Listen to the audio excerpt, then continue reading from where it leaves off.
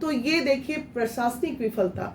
और जिस केस में मुझे उठाया गया था वो केस फरवरी में ही गांधी मैदान थाना में आ चुका था। फरवरी, मार्च, अप्रैल, मई, जून और जुलाई का 13 तारीख, ये कुल मिला के 5.5 महीने बाद पुलिस मुझे अरेस्ट करती है। और इस बीच में कई केस थाने में मेरे हुए, 50 बार मैं थाना गई होंगी इस बीच में, लेकिन किसी ने नहीं कहा कि मैडम आपके लिए एक वारंट आया हुआ है। अब इसको आप क्या कहेंगे? इसको प्रशासनिक विफलता कही जाए या जो कहना है आप लोग कहिए। हम तो यही कहेंगे कि आज तक बीजेपी के बहुत बड़े सपोर्टर्स जो थे वो यही सोचेंगे कि हर जगह चुनाव बीजेपी किस तरह जीतता है। आज जब मेरे पे पड़ी तब मुझे समझ में आया, नहीं तो हम भी अंधभक्त ही थे भैया। आज जब मेरे पे पड़ी तो मुझे समझ में आ रहा है। आज जो नजदीक से 25 लोग जो दिन रात मेरे साथ चल रहे थे, उन्होंने देखा है करीब से कैसे कैसे हमारे साथ षड्यंत्र हुआ है, कैसे कैसे मुझे बैठाने के लिए षड्यंत्र हुआ है। चुनाव नहीं लड़ पाऊंगी और इससे ज्यादा मैं क्या करूं। लेकिन हाँ, राघवेंद्र जो हैं, ससाराम में भी ये मार खाए हैं घुसखोरी के कारण। वही राघवेंद्र को बैठा दिया, एक नंबर के आपराधिक मानसिकता के लोग को बैठा दीजिएगा, षड्यंत्र रचिएगा और वही हमारे स्कूटनी के इंचार्ज बन जाते हैं जो इस तरह के भ्रष्टाचारिता में लिप्त होते हैं। सबने देखा है ससाराम में राघवेंद्र ने क्या काम किया। उनके चेहरे से असहज, जैसे मैं पेपर लेके बार बार अंदर जा रही, वो पूरा बॉडी लैंग्वेज उनका असहज हो जाता था मुझे देखते के साथ, क्योंकि उनके ऊपर प्रेशर था कि भाई वीना मानवी का नामांकन किसी तरह नहीं करना है। तो कोई बात नहीं किया। जनता सब देख रही है, जनता समझदार है और जनता रुष्ट भी है। आगे तो अब आप क्या कीजिएगा? अब क्या करेंगे? कानूनन सहारा लिए हैं, पार्टी का इंतजार कर रहे हैं। जो भी मेरे 20-25 हजार और वैश्य समाज भी रातों रात पलट ही रहा था। ये जो अरेस्टिंग हुई उससे क्या हुआ, बीजेपी का एकदम उल्टा वार हो गया। रातों रात मेरा 10,000 वोट उसमें इन लोगों ने बढ़ा दिया। अब और आफत इनके लिए हो गई कि दूसरे दिन लग गए मेरा नामांकन रद्द कराने में। तो पार्टी का जो आदेश होगा, अगर मैं निर्दलीय होती तो आज मैं किसी के समर्थन में उतर के अच्छे से कार्य कर पाती। लेकिन चूंकि मैं अभी पार्टी के साथ हूं, तो जो भी मेरे वोट बैंक्स हैं, जो भी मेरे वोटर्स हैं, उनसे मैं हाथ जोड़ के निवेदन करती हूं, थोड़ा इंतजार कीजिए। मैं बहुत जल्द अपना निर्णय आप लोगों को बताऊंगी। वीना दीदी आपकी हारी नहीं है, अभी चीजें कानूनी प्रक्रिया में चल रही हैं।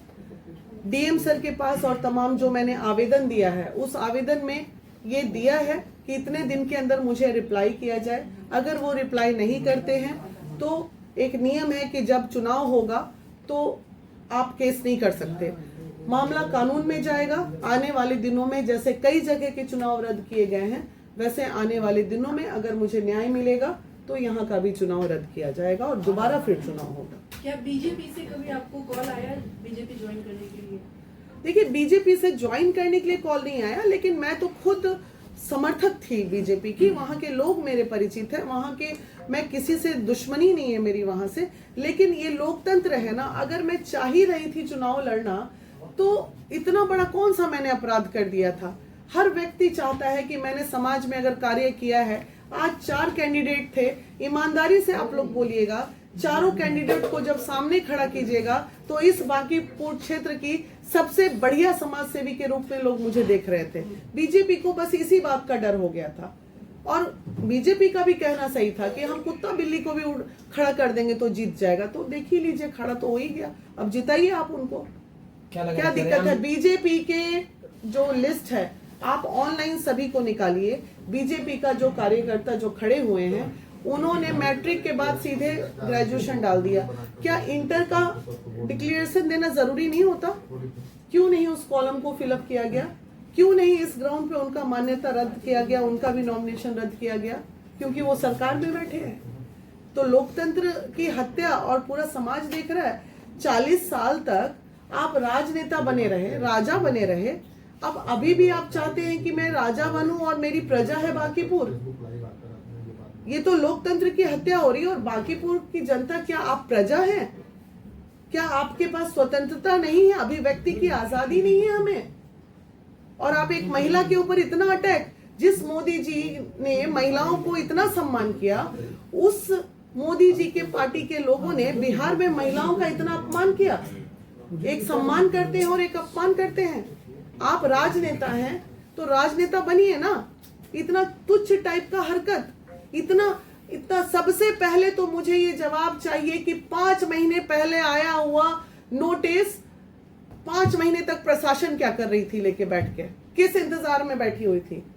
क्या मैं मिल नहीं रही थी? क्या मैं भगौड़ी थी? क्या मैं शहर छोड़ के भागी हुई थी? और वो भी किस में?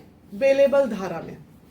जिस केस में थाना बेल दे सकता था उस केस में मुझे डिटेन कर लेता है उठा के प्रशासन।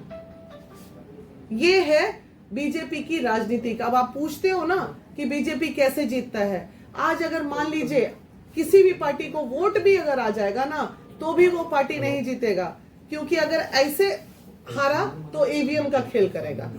अब सही बात में है कि खेला ये लोग करते हैं और गंदी राजनीति ये लोग करते हैं। अगर बैलेट पेपर का जमाना आ गया ना फिर कि अब पर्ची भर के डालना है तो बीजेपी कभी नहीं जीत पाएगी, कहीं से नहीं जीत पाएगी।